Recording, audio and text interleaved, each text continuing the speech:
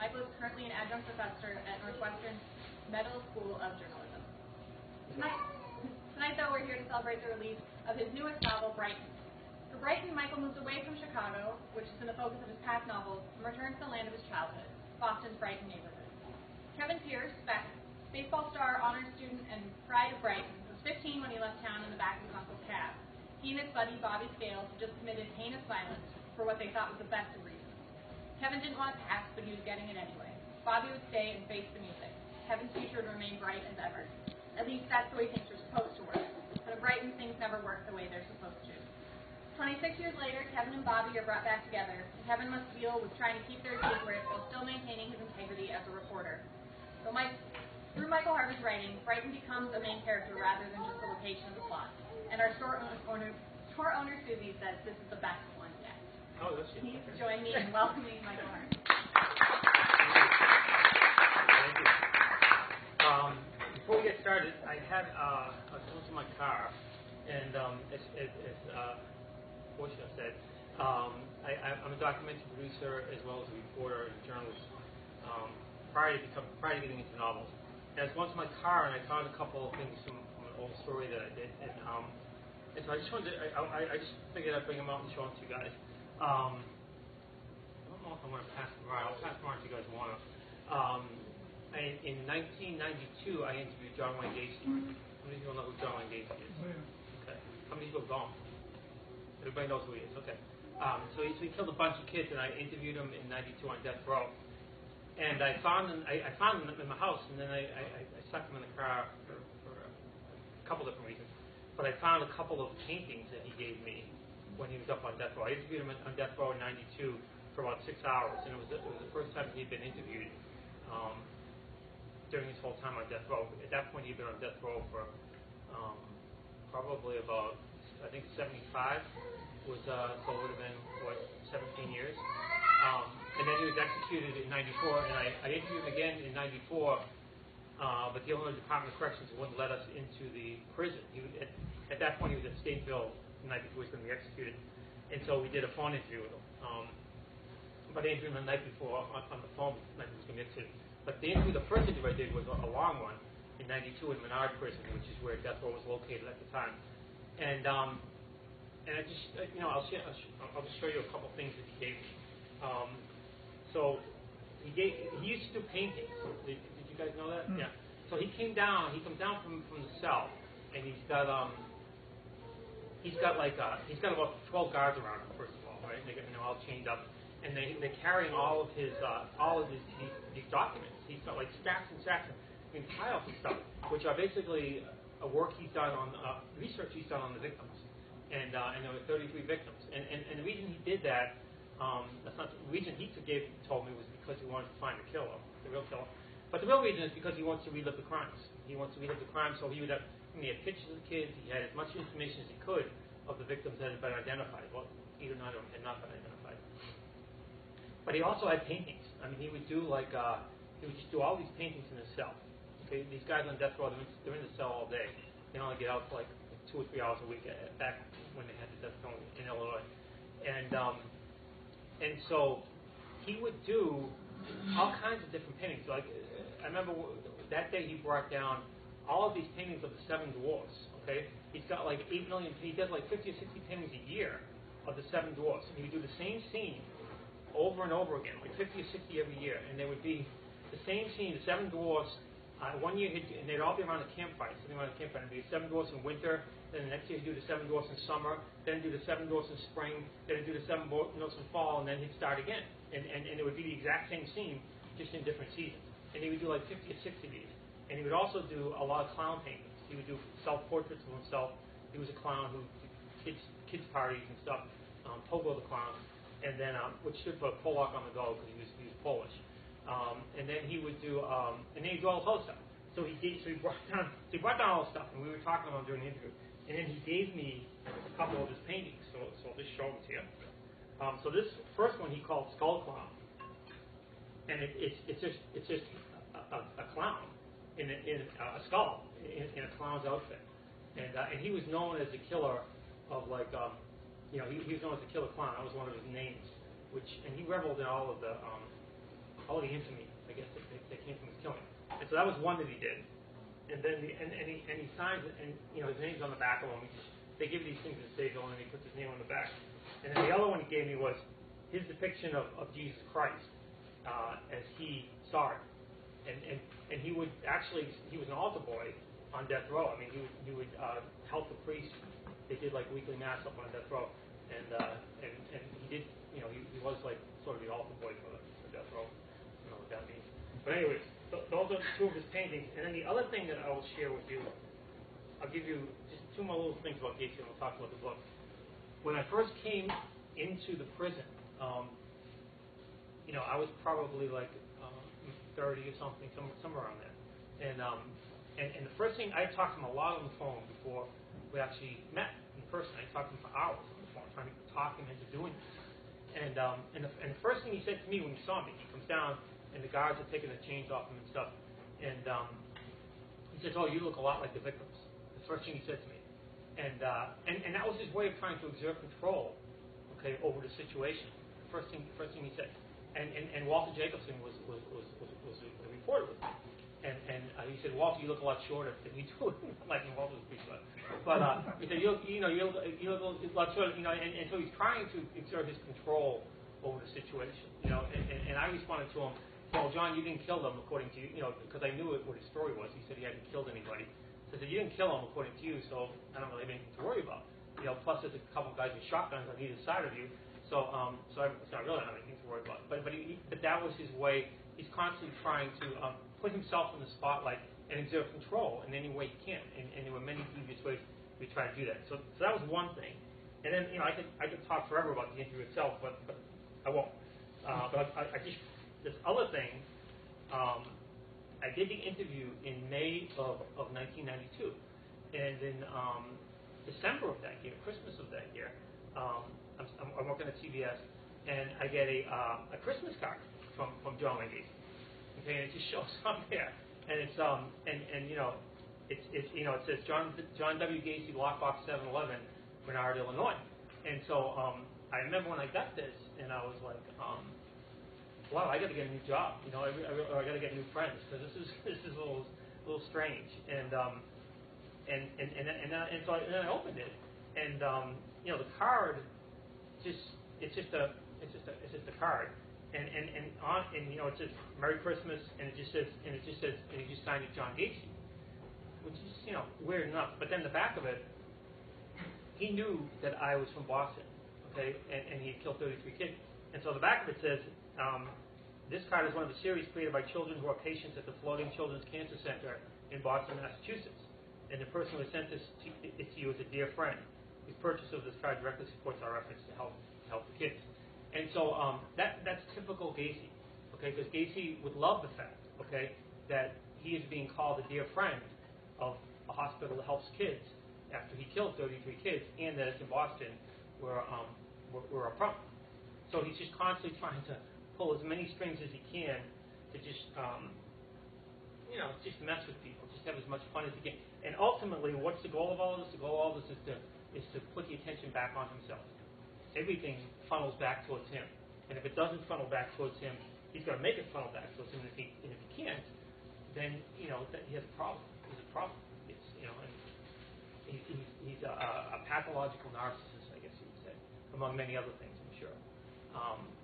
But anyways, that's a little bit about Gacy. So, I don't really, I haven't looked at any. I had this stuff like sitting there forever, and I don't really know what I'm going to do with it. I mean, Gacy always told me that I was going to, he thought everyone was trying to make money off, and everyone was trying to make money off of him, really. So he, so, are you going to write a book? Because he would always say this stuff. He would call all the time. Once he got a hold of you, he would just call you all the time because he had nothing else to do on death row. So whenever we got on the phone, he would call. You get a call at CBS from him, and it's like this recording, and it says, collect call from Menard Correctional Center, and then the person is, and then you hear John Gacy, and then you have to accept it. So he would call all the time. I remember the first time he called. I'll get off this, but I had written him a letter. My news director told me I'd only been working for about a year as a journalist, and my news director said, I want you to get into John Gee. And he has thousands and thousands of questions he's never done. So I wrote him a letter, and he. What was the hook? Anyone have any idea what the hook would be that I would use for trying to get him to talk to me? What I did was, in the letter, I said I'm a lawyer. I was upfront. I want to do an interview with you, but I'm also a lawyer, and so I figured the only thing he would be interested in would be himself and his case. So I told him, if nothing else, we can talk about your case because you're close to being executed. If you want to talk about your case, we can talk about your case. And so that's really what he called initially. But the first time he called, Rosie, this woman was on the desk, and she on the assignment desk, and CBS Newsroom probably had like 50, 60 journalists in this huge room, and the assignment desk right in the middle of the newsroom. And so she yells across the newsroom to me, and I hadn't been working there that long, and so I knew about half the people in the newsroom. And she said, "Oh, you got to, Michael Harvey, you have a call from John Wayne Gacy," and the place just goes like silent. It's like 3 PM, and I'm like, "Oh shit!" And so I walk up there, and by the time I get to the desk, there's like 20 people behind me following me, and they're just like, and they're all over my shoulder as I take this call, and then he would call all the time, and then eventually he did the interview, and then he continued to call, right up until, like I said, right up until the time that he was executed. I interviewed him the night before he was executed, and the last thing, actually, the Attorney General was listening in, the state's attorney, and was, if he had given any idea that there were more bodies out there, they would not have executed him. They would have kept him alive, because they thought there were more bodies. A lot of people still think there were more bodies, but they would have kept him alive for as long as it would have taken for him to lead them to him. And I told him that, and he was like, "That's my story." And he didn't say, he would never give you a straight answer about any of this stuff. He said, "Well, this is my story, and that's how it's going down, and I'm sticking to it." And I'm like, "Okay, John, because it's going to happen." And he's like, "Well, I'll talk to you tomorrow, Mike." And I'm like, "John, you're not going to talk to me tomorrow. I hope you're at some level you're cognizant of what's going on." So, all right, so that's enough about cases. Right. So, I read something from at 57th Street Books on Tuesday. So maybe I'll do that again. I don't usually read, but I figured maybe I'll just read a little bit again. It's just a prologue. It's pretty short. It's from 1971. Just a couple pages. And then we can talk a little bit about the book. He first met Bobby Scales along the banks of the Charles River. Kevin wasn't doing much, skipping rocks across the gray-green water and watching light dance along the skin of oil that floated on top. He turned just in time to see Bobby clear a crook in the path. He was older, maybe 12 or 13, with coal black hair and features bleached white against the sun. He walked with his head down, kicking at the ground as he went and carried a burlap bag over his shoulder. The bag was moving. "Hey," Kevin said. He'd seen Bobby around and knew enough to know no one fucked with him. It wasn't that Bobby was big, he wasn't. Or that he carried a gun or a knife, he might, but Kevin had never heard of it. Bobby didn't have any parents. That might make a kid seem tougher, but it was mostly the way he locked onto you with that quiet, pitiless gaze. Everyone in Brighton knew Bobby Scales wasn't messing, and he wasn't anyone to fuck with. "What are you doing down here?" Bobby said. Kevin tried hard not to look at the bag, still twitching at the older boy's feet. "Just throwing rocks. What's in the bag?" Bobby squatted on his heels and opened it. The dog's head popped out, yellow teeth flashing. Bobby put a hand on the dog's muzzle and calmed it. "I got his legs tied up so he can't stand. He isn't very strong anyway." "What happened to him?" "You know Fat Frank?" Everyone knew Fat Frank Tessio. He drove a green Barracuda and liked to sit by himself on a bench in the park, watching the ball games and smoking cigars in the cool blue moonlight. One afternoon he pulled up to a curb Kevin was sitting on, short eyes buzzing and thick lips spreading a smile. Kevin was gone before Fat Frank could lean across the seat and pop the door open. "Fucker keeps the dog tied up in his cellar," Bobby said. "Beats hell out of him with a cut-down piece of pipe, so I took him." Kevin counted the ribs down one side of the dog's flank and stopped at a half dozen. He had the lean face of a mutt with white flecking across the neck and shoulders. His eyes were clouded and rimmed in red. When Kevin came close, the dog snapped his jaws and tried to get up. "Better stay back." Kevin sat against a tree and didn't move. "What are you going to do?" Bobby scratched the dog behind his ears, stubby and curled like a couple pieces of dried leather. Kevin listened to the labored breathing and watched the dog's tongue pulse in and out. "Going down to the rib," Bobby pointed to a screen of trees. "You hear someone coming, you give a yell, okay?" Kevin nodded. He didn't know why he nodded, didn't know why he didn't run like hell, but he did. Bobby carried the dog, bag and all, down the slope.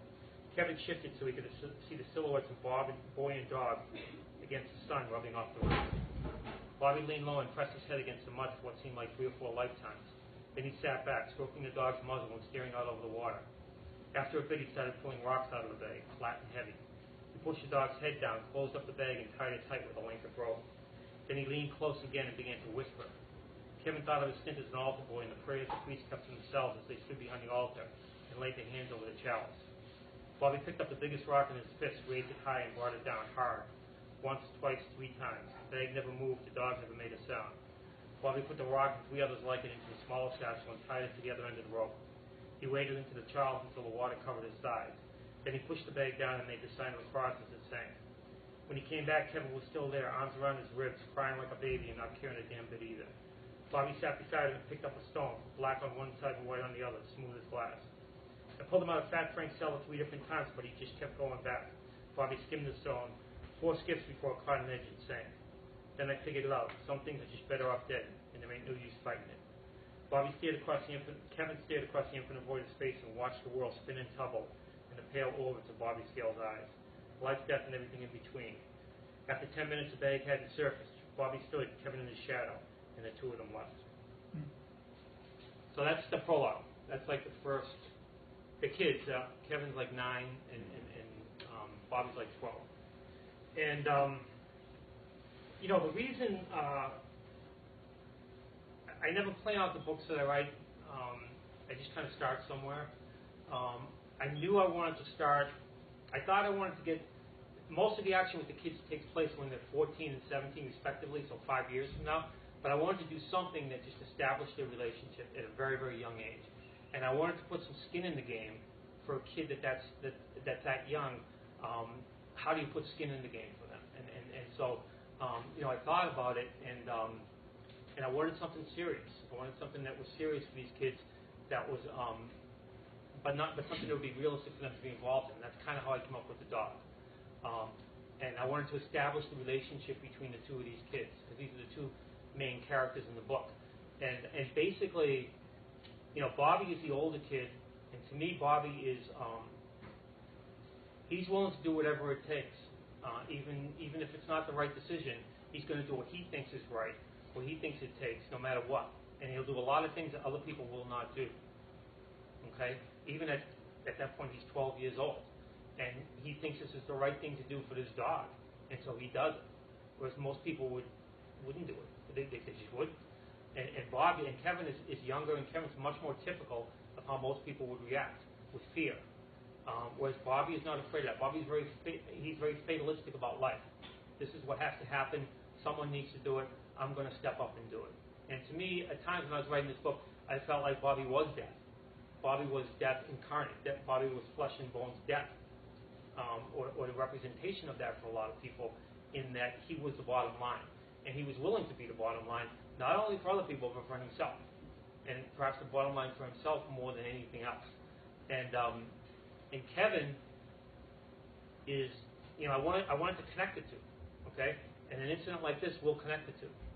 If something like that happened to you at 9 years old, you're never going to forget that. And you're never going to forget the kid that it happened with, okay? So there was a lot of that. And Kevin reacts with fear and crying like most people would. And as the story goes on and they get older, that fear is replaced by reason and intelligence, and this idea that I can manufacture things and I can change events so that I don't have to necessarily face the consequences that Bobby feels is inevitable. So Kevin becomes, as he gets older, like most of us, frankly. Well, I can get around this. I can get out of this. There are things I can do. I'm not going to die. I'm not going to have this happen to me. There are these things I can do, and we put ourselves into denial about certain things so that we can live our lives. Very few of us face up to the realities of life every day.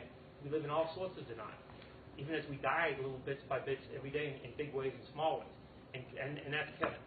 And so Kevin is a guy who just I think represents most of us in many ways. And he looks at Bobby and he sees something that he could never be, but it's a strength that he's drawn to. And so I wanted to kind of set these 2 up in that way, in that first thing. And the other thing I didn't think about all this really at the time you write. You just sort of write it, and then some of it you think later on, okay, this is what this means. The other thing is that the book begins and ends at the Charles River in Boston, and I grew up in Boston. I grew up in Brighton, and so I didn't think of this at the time, but more as I wrote the book, I thought, the Charles River. I don't know how many of you have been to Boston, but it's this dirty, muddy river that runs right through the heart of the city. It splits Boston and Cambridge and runs right out into Boston Harbor, and it's a big part of the city. It's like the lake, Chicago. It really is. But it's not clean like, I don't know how clean a lake is, but it's clean. It's dirtier than the lake, believe me. But it's really in the heart of the city, and to me, I guess I was thinking that generations of Bostonians walk along that river, run along that river, sit on the banks of that river, drive past that river. Everybody knows that river, okay? And they pour, and I guess figuratively, they pour all their dreams and their fears and their anger and their passion into that river. And it sweeps out to the harbor, and it comes back in. And it sweeps out to the harbor, and it comes back in. And people live their lives, and people die, and their children replace them, and more anger, and more fear, and more joy, and more hopes, and more dreams, and more failures all get sucked into that river and come out and come back in. And so that's why I wanted the book to begin and end in the Charles River, because I felt like there was sort of a cathartic notion about that with the city. And I don't know if you've been to Boston, but the city is full of a lot of energy. Good, bad, indifferent. It's a very edgy city. Some of that's the history of the place, some of that's the geography of the place. It's very claustrophobic, but it's a great city. I mean, I go up there, I love it, but there's certainly that energy to it. And so that was the other reason, I guess, why I wanted to start with the river, and the book eventually ends with the river and these two characters. The book itself, I wanted it to be a childhood book. I wanted it to be a neighborhood book. It's not like the Michael Kelly books in Chicago, which are more about institutional crime. They really represent my life as an adult, where I've done a lot of work, investigative work, investigating stuff downtown in the city and the mayor and politics and all that stuff, and sort of much bigger sorts of themes. This was going to be a childhood book. This was going to be a neighborhood book, and I knew that. And so I knew it was going to go back to Brighton to do it because that's where I grew up. That's where and so it's and if you go I think anywhere you grow up, it gets into your bones, it gets into your blood, it gets into your DNA. But certainly for me, if you grow up in the city neighborhoods of Boston, whether it's Brighton or Hyde Park or Roxbury or Salty or Charlestown, any of them, they all have their own distinctive personality, but they very much get into your blood and into your DNA. And so it wasn't hard for me to get back into that. I did an interview yesterday, and I was telling them that I was reading this interview that Gabriel Garcia Marquez gave about writing about childhood. I think he was talking about writing 100 Years of Solitude, but he's talking about childhood, and he said, our childhood is our childhood until it becomes something else. Okay, and for a writer, it becomes literature, or in my case, it becomes a backdrop for what I consider to be the best kind of literature, which is a crime novel. But I think what he was saying, what he meant was that your childhood. You think you remember your childhood, but it gets processed with everything else that goes on in your life. So that when you're looking back at it as an adult, it's not really it's not. There's no objective reality here. It's a subjective reality. And you can look at your childhood when you're 20, when you're 30, when you're 50, when you're 90, and you'll see different versions of childhood. And if you don't believe that, just sit down with 5 people you grew up with, and you'll have very different views of what happened, from where things were on the street corners to what this person said or who this person was. It's just all different because it's much more like a painting than it is a picture. And all of memory is like that, but especially childhood memories. And so they continue to evolve as we evolve, and they serve different roles, I think, in our lives as we get older. But for me, anyways, for writing this book, that was one of the interesting things. Using childhood, I guess, as a stage for these characters to walk out to, but also as its own character. As its own atmospheric character in the book. So the book takes place right on the street I grew up in. I grew up on the street called Champion Street in Oak Square, which is a part of Brighton. And I grew up in in what we call a 3-decker, which out here would be a 3-flat, in a 2-bedroom apartment with my mom and dad slept in one room and 6 of us slept in the other room. And it was like that up and down the block. There was millions of kids everywhere, and you would be outside. I would be outside all the time. I would be outside Like in the summer, I'll be outside playing ball all day, and then I'd be out on the street corner at night till midnight, 1 in the morning, whatever, just hanging out with all these guys in the neighborhood, right? And they all became very much like an extended family. I mean, not like an extended family, they were an extended family, and so as time goes, and I guess if you took a picture of the 20 of the kids that I hung out with in Brighton, okay, I would say half of us have gone on to have great lives, have gone on to do, to have careers and families and do all kinds of different things, and then about another third to a half were dead or in jail by the time they hit 30, and so why does that happen? Why do some kids go one way and some kids go the other way? That's a good question. I don't really know the answer to it, but we explore that a little bit in the book for sure. We explore how different people take different paths. To me, sometimes it's as simple as being in the wrong place at the wrong time, getting in the wrong car on the wrong night.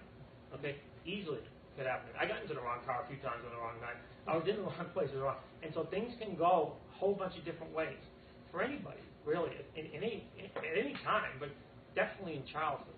But in the neighborhood I grew up in, I guess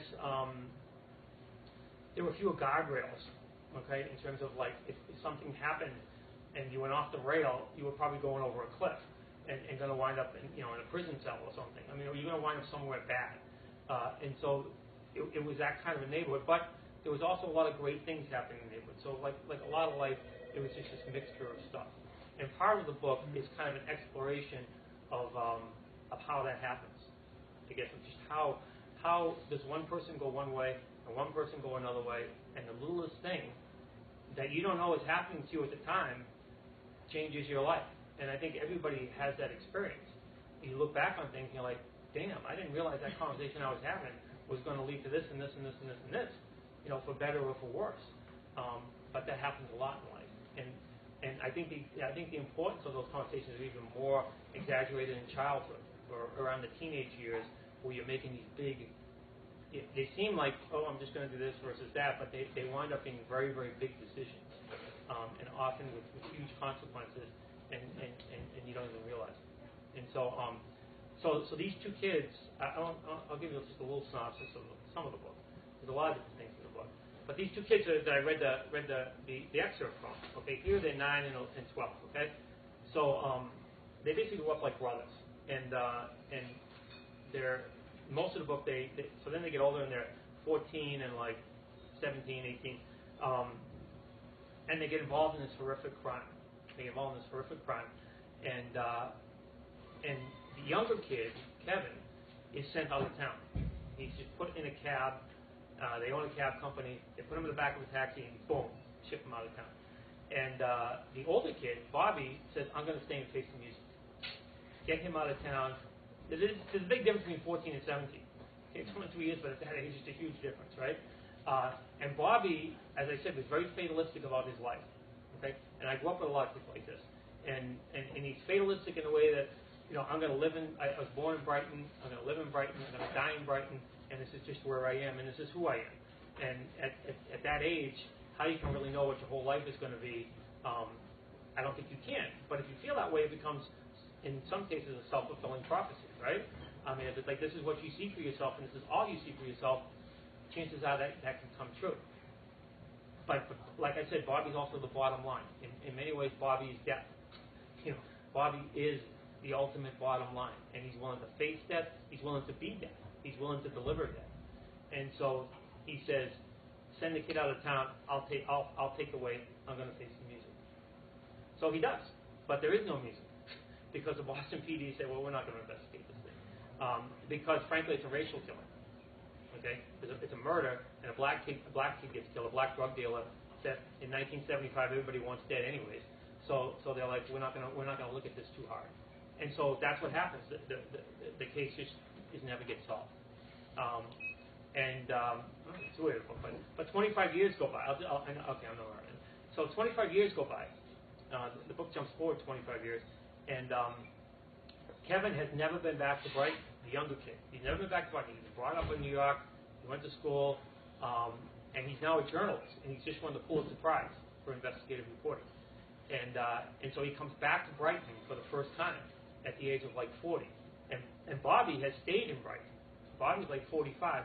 He stayed in Brighton. Everybody in Brighton, it's a very small, everyone knows everybody, knows everything.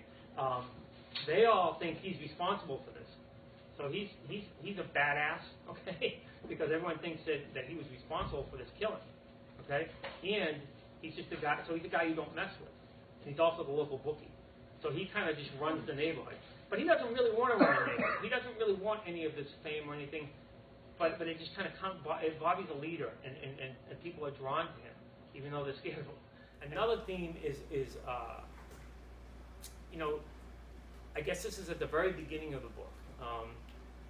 There's a lot of this book is about families, okay, and about family struggle and family strife and violence within families.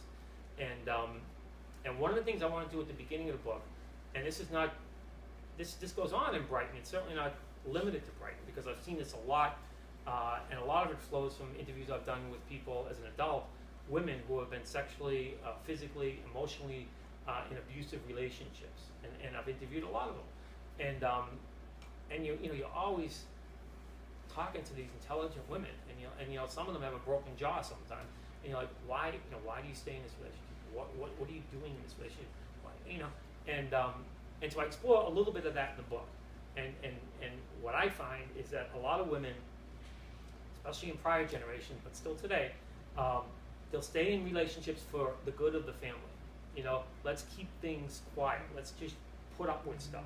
Let's put up with this asshole beating us up, this asshole saying horrible things to us, this asshole who rapes me every night or beats my kids.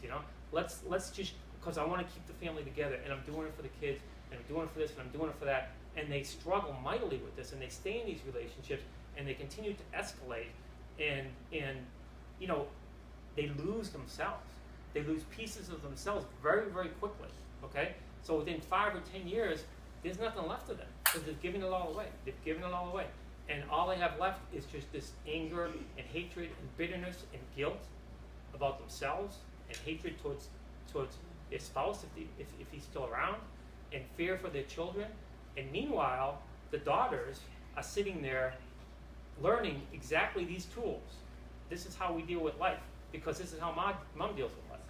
And then you see these women grow up, these daughters grow up, and they pick the exact same kind of partner, the exact same abusive partner, and they use the exact same tools, and it gets repeated generation after generation after generation. So in the first 30 or 40 pages of the book, I just kind of skip through generations of the same family, and the same thing is going on.